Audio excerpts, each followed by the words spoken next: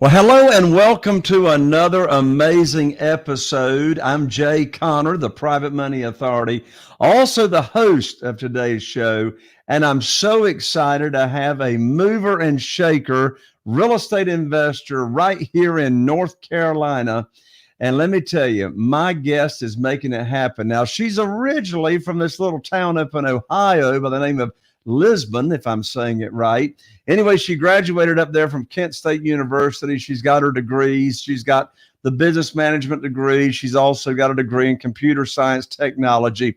So back in and after 2008, she decided to move along with her two sons to North Carolina, where she determined to no longer just sit at a desk. She wanted to start her own business as a real estate investor. So after investing in her education, and she's got some phenomenal education. She's a LeGrand student, Larry Goins, Vena Cox Jones. She's even been to my live events as well. She's learned about all different facets of real estate investing and how to grow her business. Well, she continued her real estate investing education. She became a master's student with Ron. She did mentoring with some fantastic brothers that both she and I know. And I think she's going to share the story that actually her first real estate training came from yours truly. Anyway, that's where the story began. And with that, I'm so excited to have here on the show my good friend, Carly Mannino. Hello, Carly, and welcome to the show. Hey Jay, how are you? I am doing fantastic, Carly, and I'm just so excited to share you with the folks that we've got here on the show and the podcast. My first question is what did your real estate investing business look like before you started using private money? For all I know, you didn't have a business before private money, but if you did, what was it like beforehand? Oh, thank you, Jay, for having me. I did not really have one. I was learning, I was studying, but I didn't get to actually have a business. I didn't have any way to start. I didn't have any money to start because I didn't know quite what I was doing. So I started working on getting my education and learning the process of getting real estate. And then you happened to show up at a meeting I was at talking about private money. And who doesn't want to hear about getting more money that you don't have? So it was a great way to start. There you go. So, as I recall, you learned about private money at a real estate investing group that I was speaking at in Raleigh. Is that right? Yeah, that's right. That was back when it was TRIA, and you were the speaker of the main meeting that month. There you go. Well, let's make sure that everybody's on the same page here.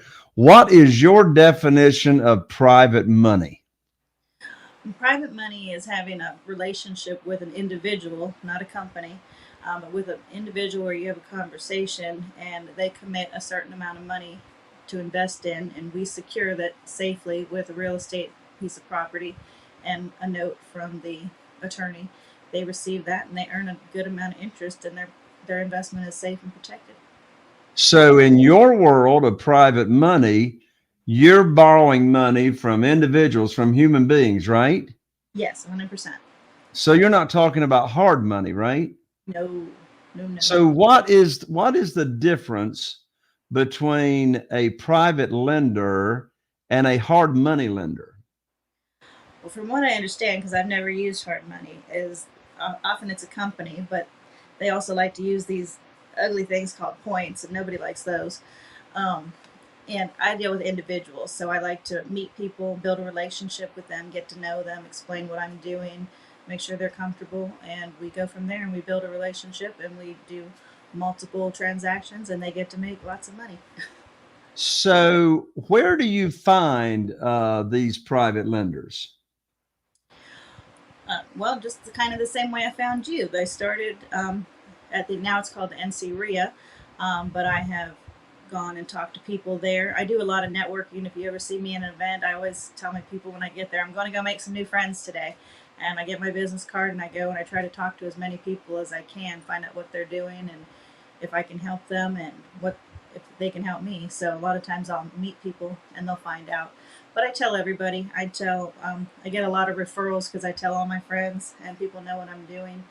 And once I tell them, they tell other people, and then they'll call me and say, "Hey, I know this person. Did you want to talk to them?" And they give them my information, and we start talking. So a lot of my business, luckily, in the real estate and in the private money, has come from referrals. So your private money and your private lenders has come from as a result of networking and referrals, right? Right, because I didn't feel like I knew people that had money, because you think all your friends don't have any money, but then I went to your training and found out we could really start looking through, and people have a lot more money than they think, especially when you have IRAs and different forms of financial tools that they can use to create even more money for themselves.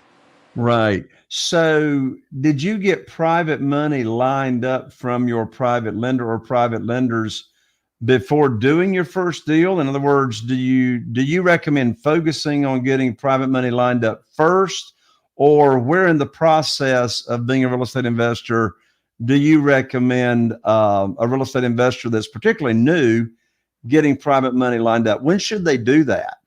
I recommend getting the money first. Absolutely. I happened to do it almost simultaneously on my first one, but my first one was very small. I only borrowed $12,000, and it was someone I met at the RIA meeting.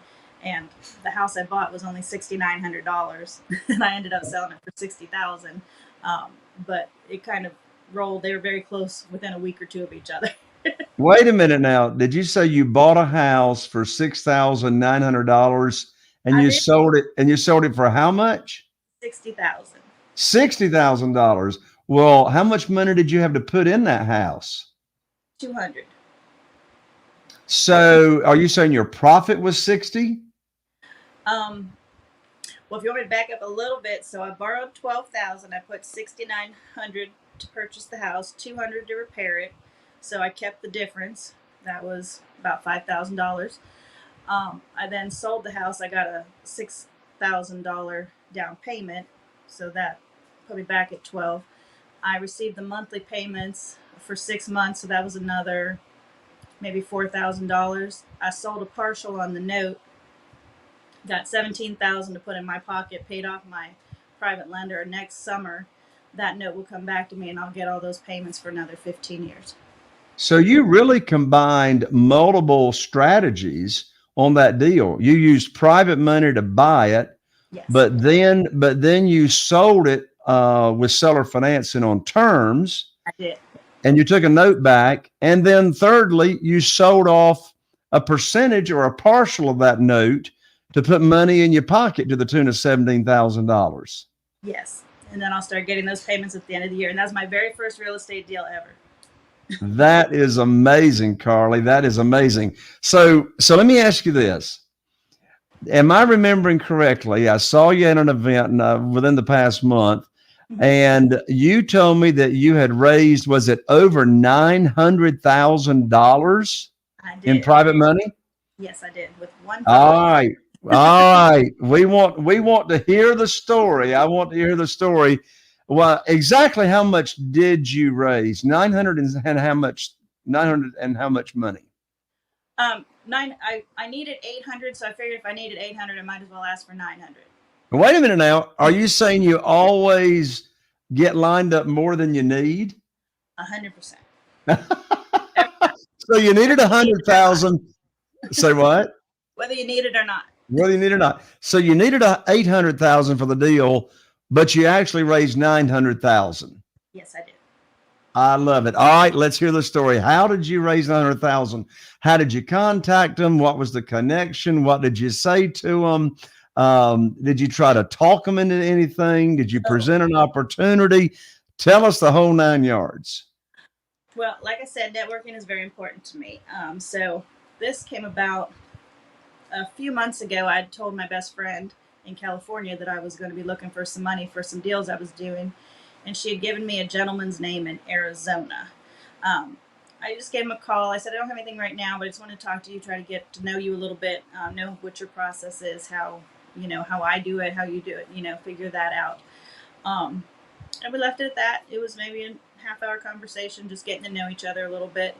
And then I got this great offer presented to me last month. A wholesaler had brought me a property. unfortunately his comps weren't quite right, but they were selling the property at 800,000, and the ARV was 1.35. So the wholesaler said. So I was looking for some private money, and I started going through my Rolodex, as Ron likes to say. I have about 10 or 11 private investors right now, and I said, well, I'm going to call him because I knew that he worked with a group of his friends that they invested. And I called him, and like you said, I never present a deal when I'm asking for money. So I asked him, what he had going on and what he was doing. And I let him talk because people love to talk about themselves and let you know what they're doing. And I love to listen to it. So I liked to hear what he was saying. And it was very interesting. He asked me what I was doing, and I told him I was doing some lease options and terms, and he was very interested in that. And I said, well, I'm always looking for new investors. If you want to do, to try you out, we could do a small amount, 50,000 or less. If you just want to see how I do it, see how much money you get to make in the short term and get that back. And right as we were getting ready to hang up, I said, well, as you know, I always do the lease options. I do terms. But I do have this one cash deal I'm working on. And I'm looking to raise about $900,000. And, we talked for a little bit, and he said, that's a little bit more than our group usually does. We usually try to keep it under $500,000. And I said, okay, I understand, no worries. And he was quiet for a minute, and he said, let me call my friend. I was like, oh, sure, yeah, no worries, let me know what they say. And we talked for a few more minutes. I said, have a great day, I'll talk to you soon. And he texted me not a half an hour later and said, I got you 900. And I was wow. like, wow, that's amazing. That is fantastic. Well, Carly, you just said something in your story that's very, very important. And I really, really want to, I really want to circle back around to this. You said your initial conversation with this individual, you told him in that first visit that you didn't have a deal right now, but you just wanted to get to know each other and see if you might possibly, do business down the road. Did I hear that right? Yes. Well, I'll tell you what is so important about that part of your story is I learned the hard way years and years ago when I started out attracting private money that I should never, on a first visit, talk about private money and what it is that I'm offering in the private lending program, and also talk about a deal, because I found out that makes me sound desperate, even if I'm not trying to sound desperate. It sounds like I'm asking them to fund that deal, or I'm going to lose that deal. So my hat is off to you that you made that initial phone call just to establish that relationship. Thoughts on that? Well, this very intelligent man once told me not to ever introduce a deal and ask for money at the same time. So, thank you, Jay Connor. I took that to heart. And like I said, if you ever go to a networking event that I'm at, and I'm always at a lot of them, I'm always up talking to people, and I always like to talk and get to know people better and find out their situation and what's going on. And so it wasn't too hard because, like I said, a friend had referred me. I called him and said, hey, my girlfriend gave me your number. And he was like, oh, yeah, I love her, and we started talking. And it's easy to build up a conversation when you have an introduction, even if it's a cold introduction. She just gave me his name. She didn't call him or anything. And we started talking, and we went from there. And it's, if you're interested in people, they're going to be interested too. It can't be one-sided. You definitely want to know what they're doing, what's going on with them, and how you can help them, and that helps yourself. You mentioned a moment ago that you've got 10 or 11 or so private lenders right now lined up. Tell us some more stories about how you found those private lenders, how much money they've pledged. So, I can hear what kind of range of private money you've got from each one. But first, tell us about how you met and started networking with these other people. So I have about 10 now. I will say almost all of them have been through a networking event, through a RIA group of some sort. I'm in different RIA groups throughout the country. I actually, after I got my first couple deals, I flew to San Jose, California, because I think that the investors out there, when I ask them for $20,000 or $30,000, they don't think I can make any money with it. So I can ask them for a huge amount of money and I could do multiple deals instead of the amount that it would cost them to do one deal. So I went out there, I went to a networking event, I established a relationship with a couple people there, and they in turn introduced me to other people out there.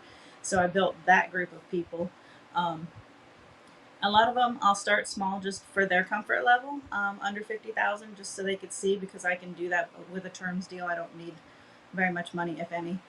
But then I have people that are up to 400,000 and 500,000, and now I have up to 900,000. So they do run the gamut.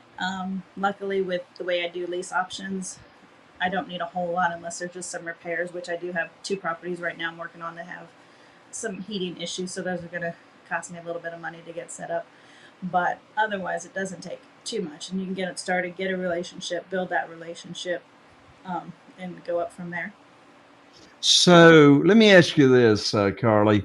How did it feel when you were able to really break through and really finally realize that private money was the thing that was going to make so much difference in your business? What did it feel like when you got that first private lender that said, hey, I've got X number of dollars.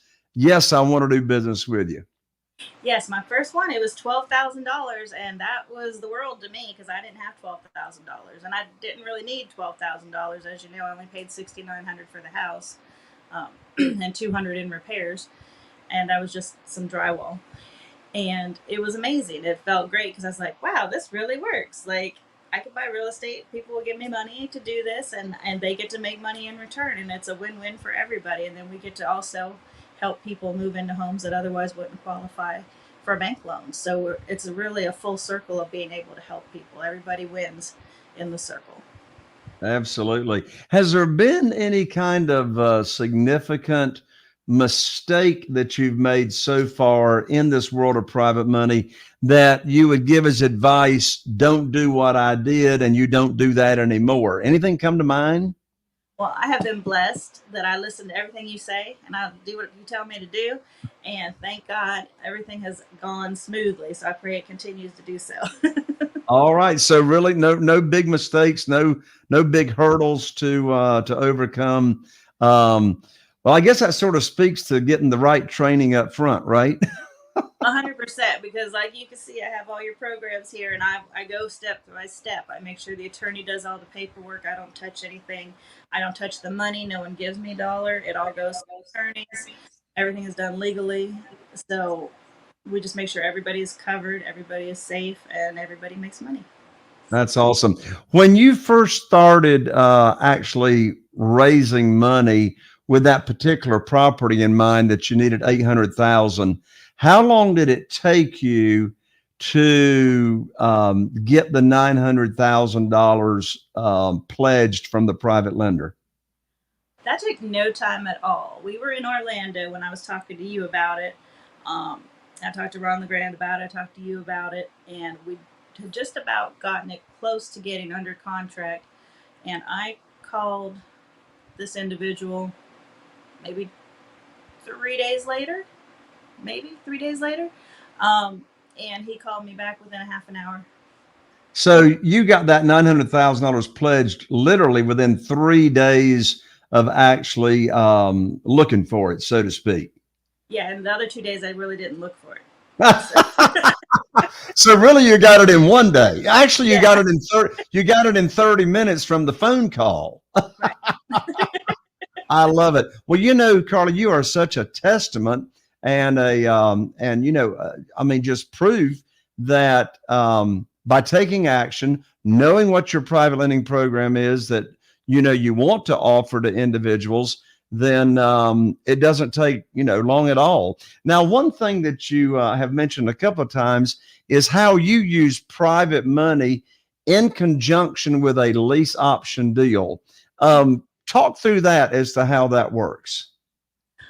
Well, that is great. That helps a lot of people, especially if you're just starting out in real estate, even if you're not, but it does help you a lot if you are just starting out. You might not have a lot of money to get started. When you build up these relationships and have these conversations with people, it's really helpful to start building up the money, because maybe you need a $10,000 down payment, or if you need some earnest money, or there's repairs and you don't have that money. you build these relationships and raise this private money. So when you are ready, you can move very quickly. We like to close as quick as possible, a week, 14 days. And you can simply call your person, say, here's the property. They wire it to the attorney. They get their promissory note, and everything is legal. They get all their documentation, everything that they need in order to go ahead and know that their money is protected.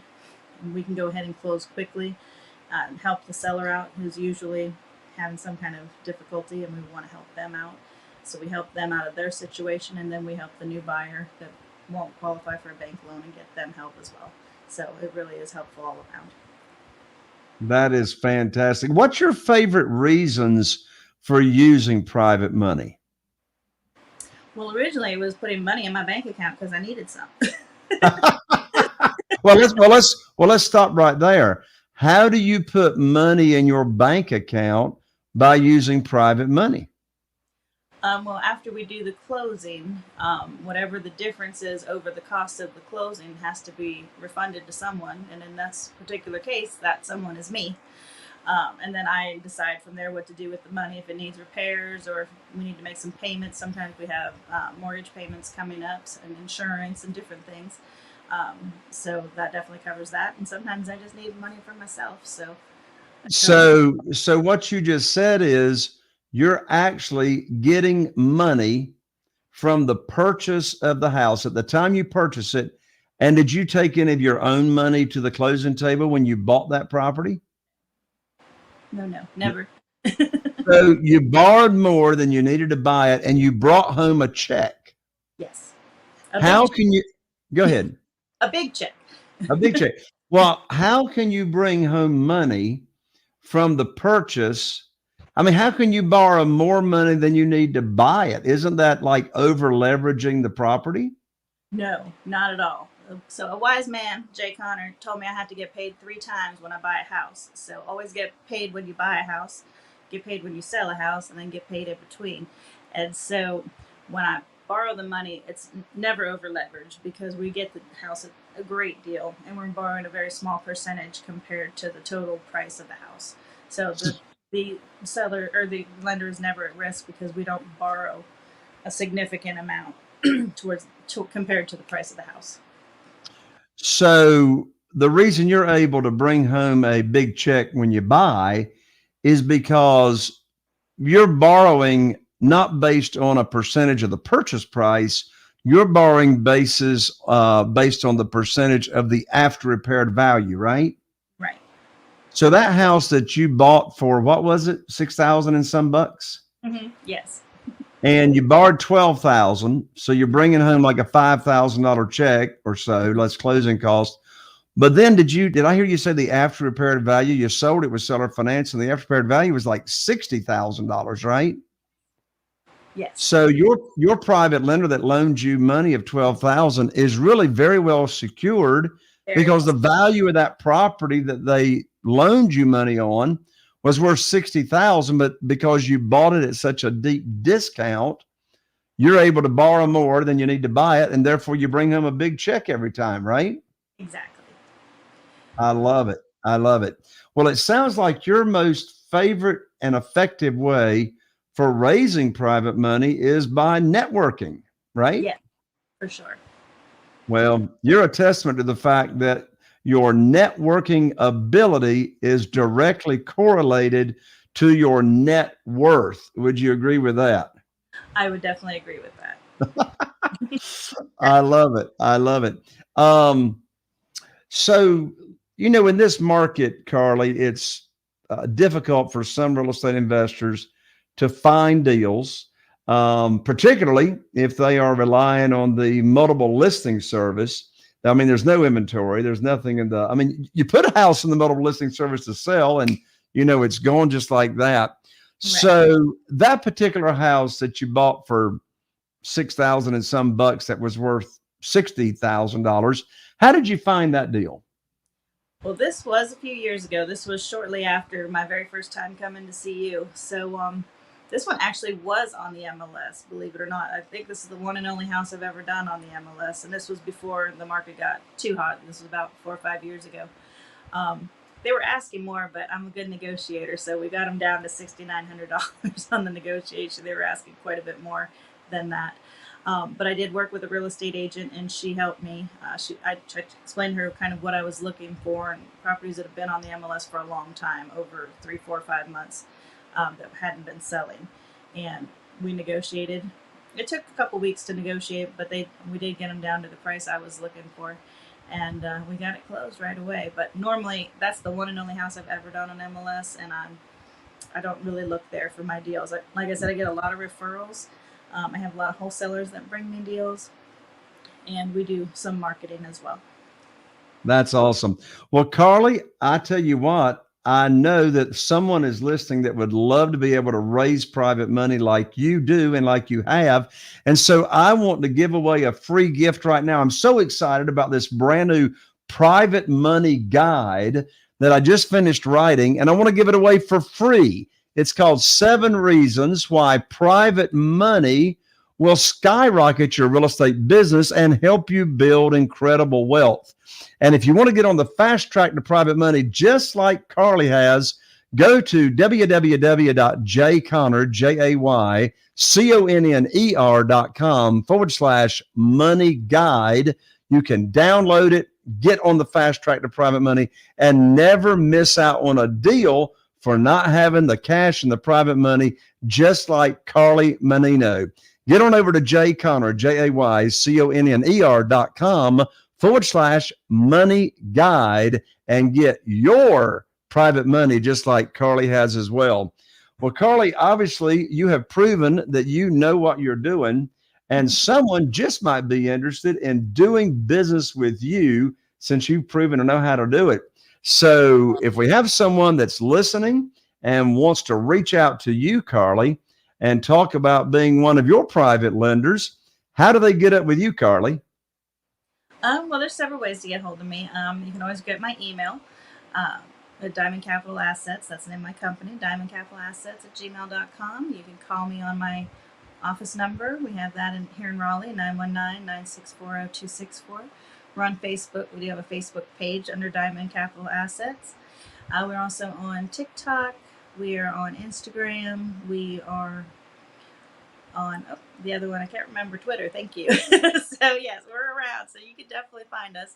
My company's name is Diamond Capital Assets because we're in the capital of North Carolina.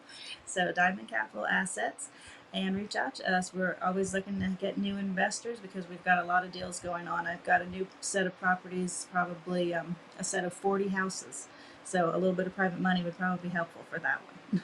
Wow. And as you said, you create win-win scenarios.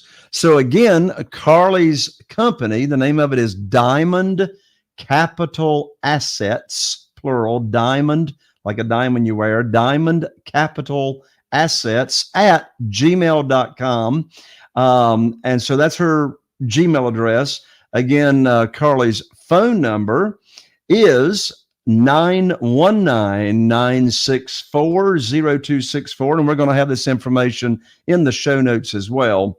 But Carly's phone number, she actually picks up the phone too, is 919-964-0264. And you can find her on her social media, searching for Diamond Capital Assets, all the social media. Well, Carly, what is your final advice to a real estate investor looking to get private money for their deals? Just like we like to say, open your mouth, go talk to people. If you're at an event, stand up, talk to people. A lot of times they have the private lenders stand in the center of the room. Make sure you find out who those people are and go talk to them. And just take an interest in other people and find out what they're doing and what's going on with them and let them know what you're doing. And that way they'll, if you can either meet somebody that's doing this or they can refer you to somebody, and hopefully you can help them as well. And it's a win for everyone. That's awesome. Carly, thank you so much for sharing your story, your lessons, and your success. Thank you. It was nice. Thank you, Carly. Thank you, Carly. Well, there you have it, my friend. Another amazing episode and story of a person just like you that is attracting and raising hundreds and hundreds of thousands of dollars in private money. and she's doing it by asking nobody for money. She's networking. She is sharing her story and offering a fantastic private money opportunity. And you can do the same thing. I look forward to having you join us right here on the next episode. I'm Jay Connor, the Private Money Authority, wishing you all the best. Here's to taking your business to the next level right now with private money.